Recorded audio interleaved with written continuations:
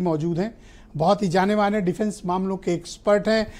रावत साहब, बहुत स्वागत और धन्यवाद। मैं आपसे जानना चाहता हूं, ऑपरेशन सिंदूर के जरिए हमने वो टारगेट खत्म किए, क्या हमने वो अचीव कर लिया जिसके लिए हमने ये ऑपरेशन चलाया?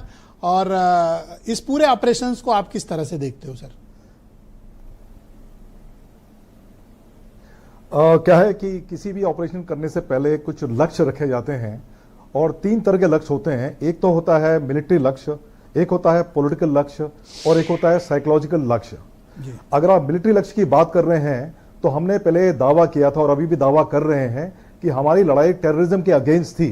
तो जो 9 टारगेट को हमने सर्जिकल स्ट्राइक किया और किसी और को हानि नहीं आने दिया विदाउट एनी कोलैटरल डैमेज, सो ये हमारा मिलिट्री टारगेट पूरा करता है। करेक्ट। उसके बाद रही बात पॉलिटिकल टारगेट की, तो पॉलिटिकल टारगेट में हमने अपना इंटेंशन पाकिस्तान को बड़ा क्लियरली बता दिया कि आपके टेररिस्ट और आपके टेररिज्म के जो नुमाइंदे हैं पाकिस्तान में किसी भी जगह छुपने लायक नहीं है, क्योंकि अगर वो जहां भी रहेंगे तो उनको चुन चुन के हम मार देंगे, और जैसे हमने किया ये 9 टारगेट्स में। सो इस तरह से क्या हुआ कि पॉलिटिकल लक्ष्य भी अचीव हो गया। और रही बात साइकोलॉजिकल लक्ष्य की, ये बहुत इंपॉर्टेंट मुद्दा है, क्योंकि क्या है कि हमने पाकिस्तान की सेना को उन्हीं के नागरिकों के सामने बिल्कुल हमने उनको डिरेट कर दिया, हमने उनको नपुंसक बना दिया। वो जो जनता वहां पे जो पाकिस्तान के आर्मी वालों की इतनी इज्जत करती थी, मेरे ख्याल से इस 4 दिन की स्कर्मिश के दौरान सबसे मेजर अटैक आप इंडियन फोर्स का क्या मानते हैं? आर्मी है सिर्फ हवा है, ये उनके एयर बेस पर अटैक या फिर रावलपिंडी वाला? मैं मानता हूं कौन सा हमला पाकिस्तानी सेना को ज्यादा शर्मसार कर गया? उनके मेरे ख्याल से सारे ही ये 11 जो अटैक हुए हैं एयर टारगेट्स में, एरियल टारगेट्स में अटैक हुए हैं, ये बहुत ही इंपॉर्टेंट है। यस, लेकिन रावलपिंडी जो कि उनके जीएचक्यू का हेडक्वार्टर के सामने है और रावलपिंडी में स्थित है, वहां पे अगर अटैक करना जब करते हैं तो पूरे आर्मी उनकी हिल गई कि अगर ये रावलपिंडी तक अटैक कर सकते हैं तो ये कुछ भी कर सकते हैं, कहीं भी तबाही मचा सकते हैं। सो ये तो एक प्रॉब्लम, ये तो एक थिंग।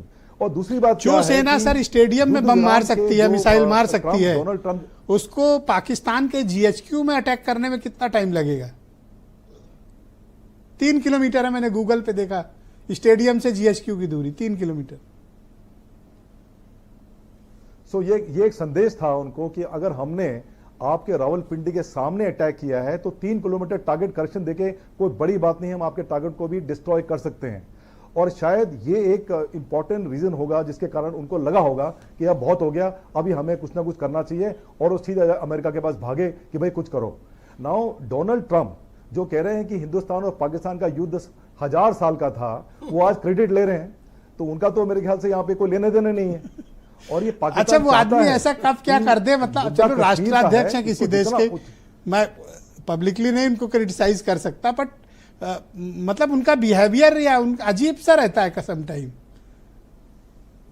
भाई तुम कौन होते हो बीच में बोलने वाले? तो सही, और 1000 साल की हमारी हिस्ट्री नहीं है, 75 साल की भी हिस्ट्री नहीं है।